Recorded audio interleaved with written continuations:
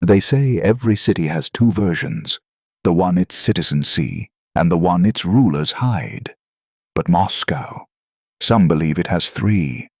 Imagine walking through a typical Moscow subway station. Commuters rush past, trains rumble, lights flicker. Everything seems normal. Until you notice a steel-reinforced door, unmarked, behind a maintenance panel. No lock, no signs. Just solid steel, thick enough to survive a nuclear blast. And behind it, a tunnel large enough to move military trains. Beneath a city that officially has no such system. A subway network capable of sheltering 50,000 people, yet the government insists it doesn't exist. This is the paradox of METRO-2. Rumors suggest it stretches across Moscow like a secret skeleton, connecting the Kremlin, the Ministry of Defense, and emergency bunkers. Built to house command centers, living quarters, and evacuation routes, yet for decades it was officially denied. But if METRO-2 is fake, why did US reconnaissance satellites in the Cold War record underground trains moving beneath Moscow? Why do declassified CIA files reference a mysterious D6 tunnel system describing locations, routes, and chambers that match the rumors perfectly? And why did construction workers in the 1960s sign lifetime secrecy agreements? The answers are elusive, but the shadows begin here. The first shadows. In the 1960s, Soviet construction workers whispered of massive underground chambers with polished granite floors, reinforced doors, and ventilation shafts too advanced for a civilian subway.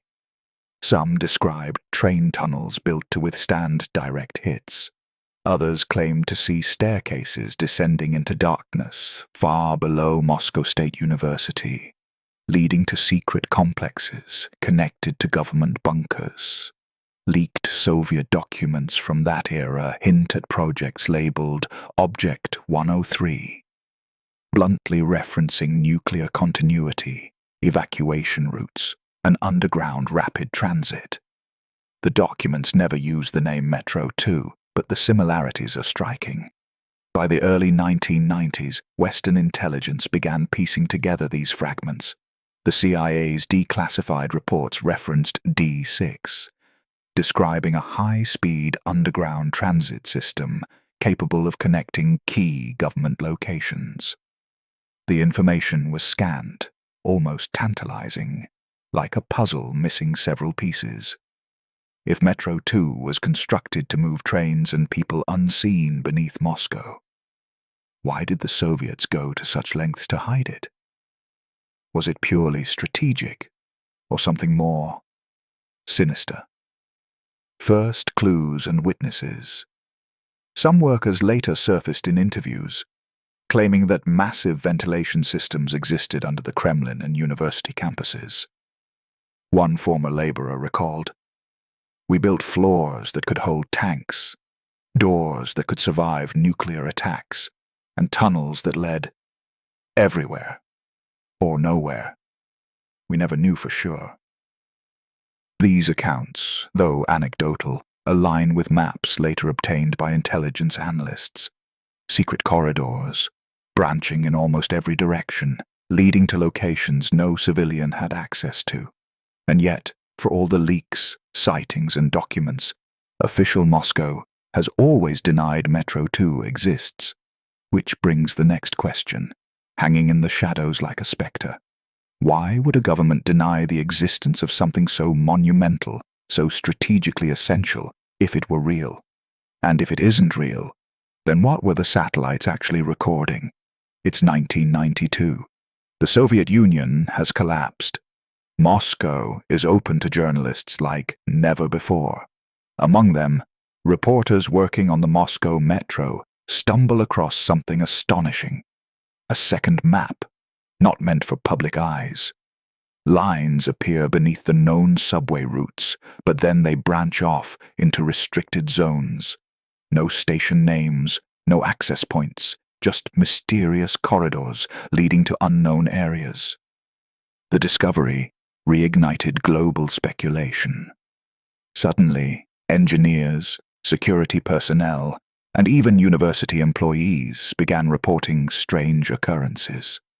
Ventilation towers in areas without tunnels, abandoned shafts sealed with concrete or steel, hidden platforms below civilian stations occasionally glimpsed through small openings. One employee at Moscow State University shared a chilling story. There's an elevator in the administrative wing. It has a button that doesn't correspond to any floor. When pressed, security arrives before the elevator moves. Others spoke of trains running late at night, silent, unlit, and unlisted. The denials versus evidence.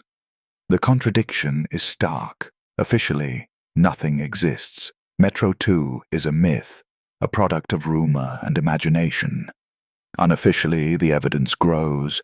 Satellite imagery showing unusual excavation activity, maps that indicate tunnels connecting the Kremlin, university campuses, and secret bunkers. Construction plans hinting at multi-level underground corridors built for military use. Former intelligence officers hint at continuity systems designed to evacuate the elite in the event of a nuclear attack. One former KGB logistician cryptically stated, "Every superpower has a continuity system. Ours is underground." Not confirmation, not denial, just implication. Is METRO-2 abandoned relics of the Cold War, or a secret system still maintained under the city ready to be activated in the worst of times? Maps, layers, and theories.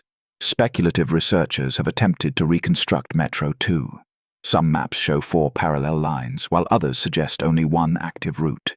Some theorize tunnels extending to secret airports. Others speculate that METRO-2 is composed of several interconnected systems built in stages over decades.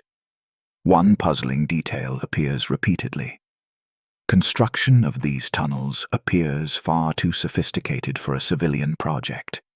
The materials, the engineering, the scale. It all points to something designed for survival, command, and secrecy, rather than public transit. And yet, official silence remains. Every inquiry is met with bureaucratic deflection, statements that no such system exists, and the occasional dismissal of witnesses as imaginative. The tension rises. How many underground corridors lie beneath Moscow? Which maps are real, and which are fabrications? And if some evidence is real, why has it never been fully exposed? By the mid-1990s, the whispers surrounding METRO-2 were no longer confined to construction workers or local rumors. They had reached the attention of historians, intelligence analysts, and journalists worldwide. Yet even decades later, the most tangible evidence remains elusive. What is undeniable, however, are the patterns that emerge when you connect decades of reports, sightings, and declassified intelligence documents. The system, if it exists, is no simple subway. According to former intelligence officers and analysts, METRO-2 may consist of multiple layers, serving different purposes. One layer might handle rapid military transport. Another could provide emergency evacuation for government officials. A third might connect key communication centers. And a fourth could potentially lead outside Moscow entirely, to undisclosed locations in the surrounding countryside or secret bunkers. Western intelligence assessments, declassified documents from the CIA and the National Reconnaissance Office confirm that analysts observed anomalous underground activity beneath Moscow during the Cold War. These observations included excavation signatures inconsistent with civilian subway construction, thermal anomalies suggestive of power generation deep underground, movements consistent with trains or convoys occurring far below known metro lines. Yet the reports were always carefully worded. No official confirmation of underground rail systems has been obtained, but photographic and satellite evidence indicates subterranean movement inconsistent with known civilian infrastructure. The cautious language speaks volumes. Intelligence agencies had evidence they could not fully disclose, evidence strong enough to track the movements of secret trains, yet insufficient to reveal the network's full scale or purpose. Ex-KGB accounts. Former KGB officers, speaking decades after retirement, often described continuity of government projects in cryptic terms. One retired logistics officer revealed, "In the event of a nuclear conflict, evacuation would not happen on the surface. Moscow's elite would disappear underground, and the city above would continue unaware." Pressed for details about METRO-2, the officer smiled faintly. "You already know the name." The deliberate ambiguity adds to the enigma. Some ex-officers spoke of train cars capable of moving armored vehicles, underground command centers, and enormous storage chambers stocked with essentials for long-term habitation. Others described ventilation systems, communication lines, and even underground hospitals. The Remenki bunker and beyond researchers also focus on the legendary Remenki bunker, rumored to be a key component of METRO-2. Allegedly, the bunker can accommodate tens of thousands of people, with living quarters, medical facilities, command centers, and even self-sustaining power generation. Some theorists believe that several branches of METRO-2 converge here, forming a central hub for evacuation and governance continuity. Satellite imagery and on-the-ground reconnaissance reveal patterns consistent with construction in highly restricted areas: reinforced shafts, large excavated chambers, and unusually thick concrete structures. Each discovery raises more questions than it answers. Were these purely defensive measures? Did they form part of a network linking Moscow to strategic sites in surrounding regions? Or were some tunnels intended for purposes still unknown? Speculative routes and layers. Analysts have proposed multiple speculative layouts for METRO-2, a Kremlin to Kremlin line, connecting the presidential office to the Ministry of Defense, bypassing the surface entirely. University corridor, linking Moscow State University to the Kremlin, with hidden emergency command centers along the way. Airport access line, providing underground travel to secure airfields for evacuation. Peripheral bunkers, extending outside Moscow, forming escape routes to pre-identified safe zones. Each map varies, each theory conflicts with the others, but patterns emerge that suggest careful planning, extensive resources, and decades of maintenance. The system may have been built in phases over multiple decades, evolving with technology and the changing strategic needs of the Soviet Union. Clues and contradictions. Clues often contradict each other. Some maps show 4 parallel lines, others only 1. Witnesses report functioning trains in some sections, while abandoned tunnels litter others. Ventilation towers exist without visible access points. Emergency stairwells vanish behind sealed doors.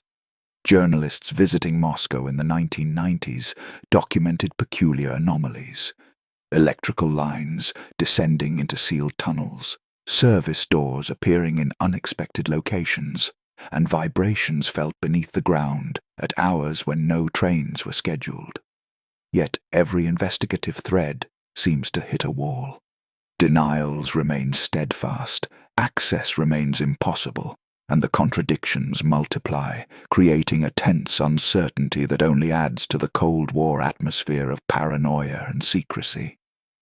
As we delve deeper, we encounter the most compelling evidence yet: intelligence reports, ex-KGB testimonies, and satellite anomalies all converge to suggest METRO-2 is not merely a rumor nor a single tunnel, but a sprawling, secretive network designed for survival, command, and secrecy.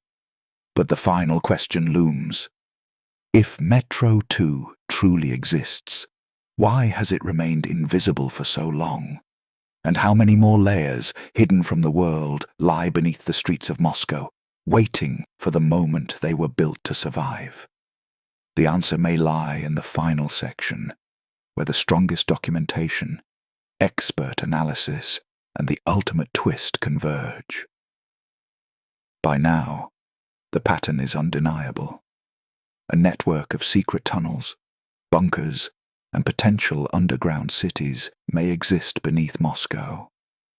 And while speculation has guided us so far, the strongest evidence comes from a combination of Western intelligence assessments, satellite imagery, and former insider accounts. Documented evidence and Western analysis. Several declassified documents from the CIA and British intelligence agencies describe deep underground construction, sometimes noting unusual excavation patterns that could support rail transport or underground bunkers. Analysts repeatedly noted, no civilian justification exists for the size and depth of the tunnels. Strategic use is highly probable. Further corroborating evidence appears in declassified reconnaissance photographs. Some reveal access shafts and ventilation structures in restricted areas, aligning with witness testimonies about maintenance tunnels and mysterious elevator buttons. First-hand accounts from retired officials. Former Soviet engineers and KGB officers, speaking decades later, provide chilling insight. They describe corridors wide enough for trains, living quarters, and command rooms.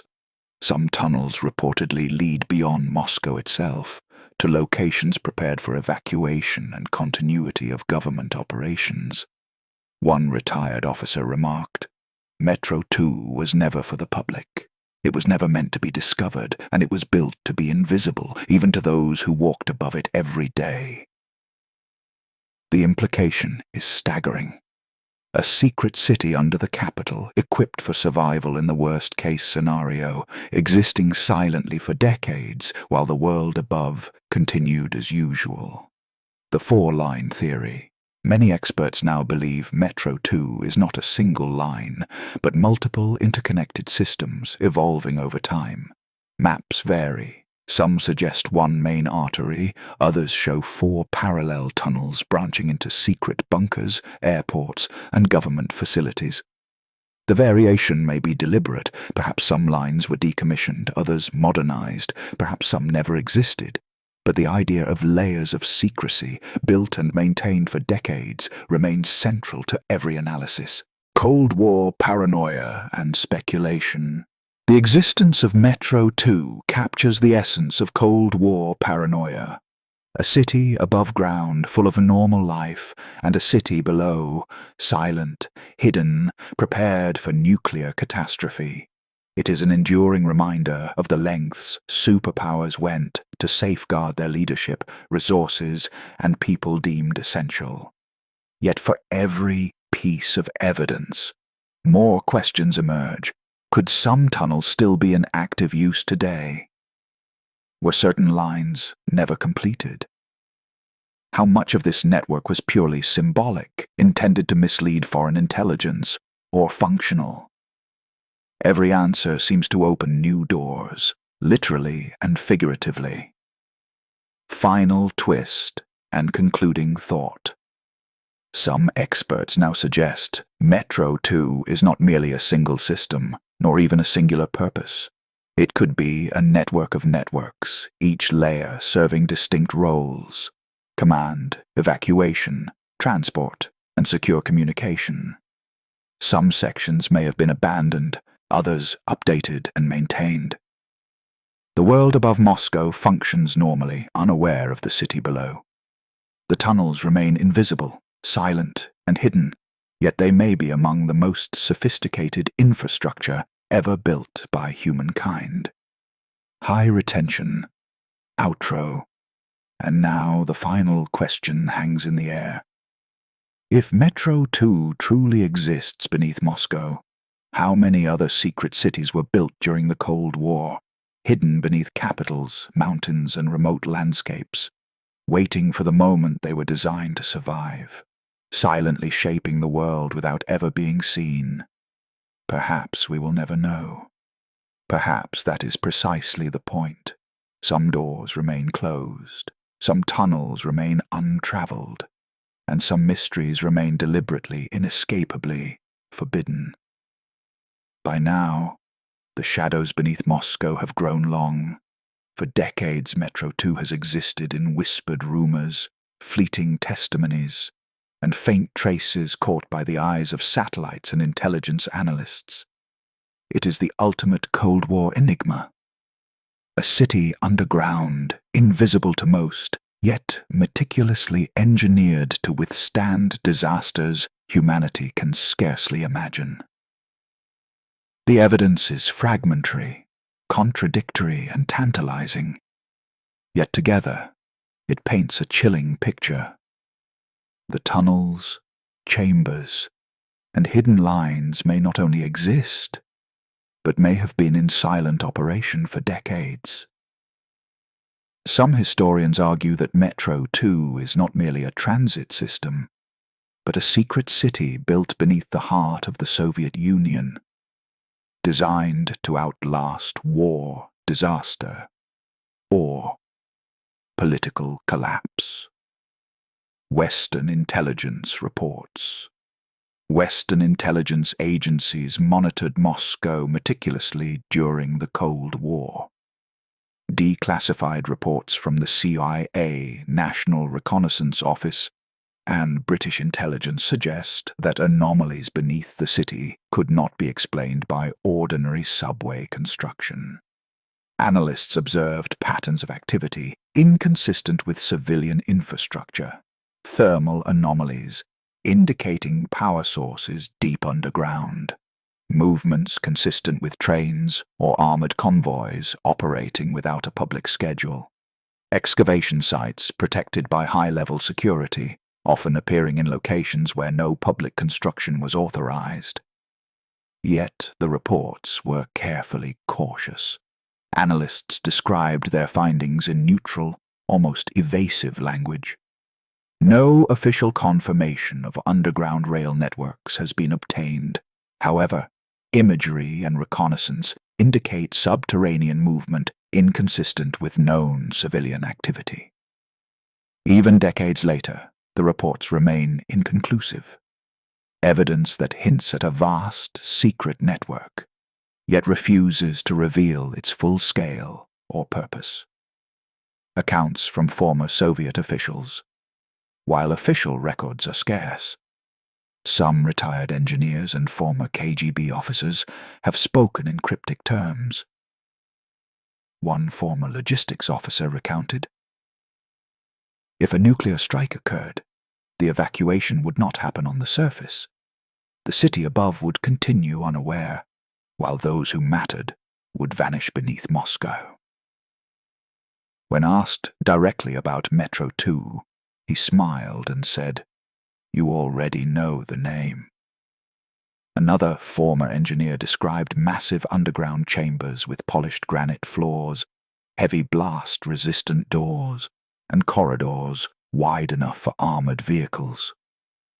He claimed some tunnels connected the Kremlin, Ministry of Defense, Moscow State University, and even secret airports. "We were building a city beneath a city," he said. "A place that could survive anything and yet remain invisible." These accounts hint at a purpose far beyond transportation, continuity of government, survival, and secrecy. The Remenki bunker and strategic hubs experts point to the Remenki bunker as a likely centerpiece of METRO-2. The complex is rumored to include living quarters capable of housing tens of thousands, medical facilities for long-term survival, command centers equipped to manage crisis scenarios, independent power generation and water supply systems. Satellite imagery and other analyses reveal excavation activity consistent with these claims. Massive ventilation shafts and heavily reinforced structures appear in areas restricted from public access, corroborating some witness accounts. Some researchers speculate that METRO-2 could extend beyond Moscow itself, linking strategic bunkers, military depots, and even remote facilities in the surrounding countryside. If true, the system would represent one of the most ambitious and secretive urban engineering projects in human history. Multiple layers, multiple purposes. One of the most fascinating theories suggests METRO-2 is not a single tunnel, but a complex of interlinked networks built in stages over decades. Some layers might have been abandoned, others modernized or expanded.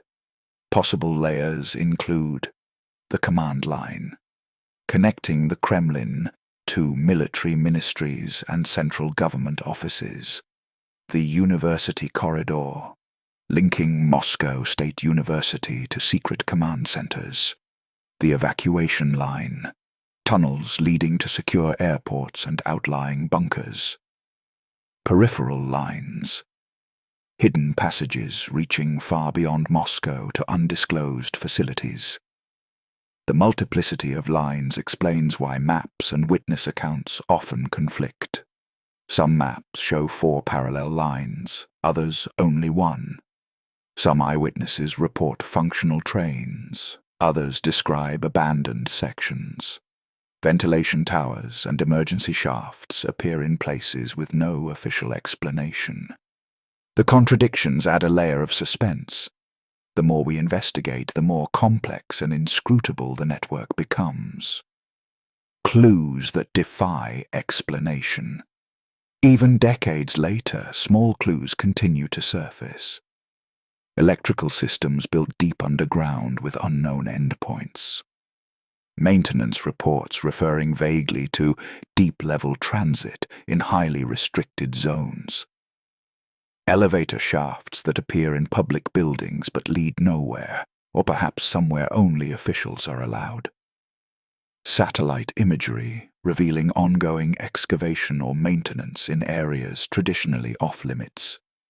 Each piece hints at the extraordinary scope of METRO-2, yet each clue seems deliberately shrouded in ambiguity, ensuring that the tunnels remain as enigmatic today as they were during the Cold War. Cold War paranoia made real METRO-2 embodies the essence of Cold War paranoia, the relentless preparation for a world-ending scenario, where survival depends not on visibility, but on secrecy. The city above Moscow bustles with everyday life, while a hidden city beneath may host thousands of personnel, armored trains, and command centers designed to function independently of the surface world. Historians note that every superpower developed some form of continuity infrastructure.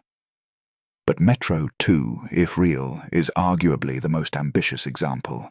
A city beneath a city, built to survive nuclear war, political upheaval, and total societal collapse. Yet, for all its planning, few will ever see it. The tunnels remain hidden. The maps remain disputed. And the doors remain closed. The ultimate twist. Some experts now suggest METRO-2 is not a single system, but several interlinked networks, each serving a distinct role: transportation, evacuation, communication, and command.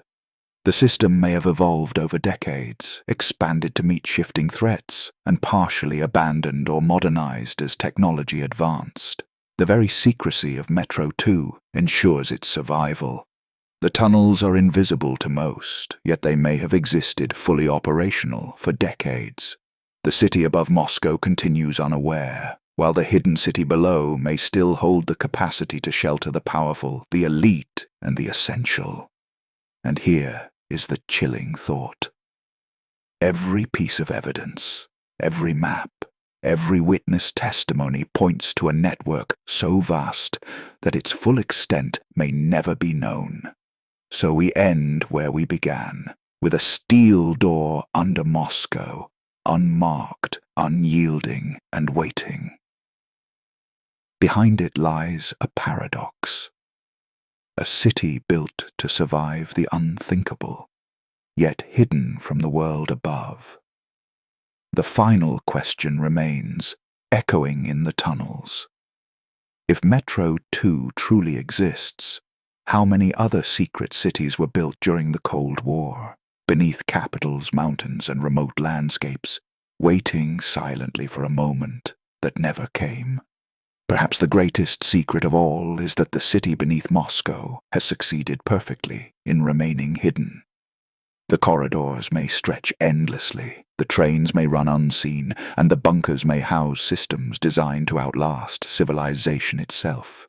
Some doors remain closed, some tunnels remain untraveled, some mysteries remain deliberately, inescapably forbidden. And perhaps in that silence lies the ultimate answer. Some cities are meant never to be found.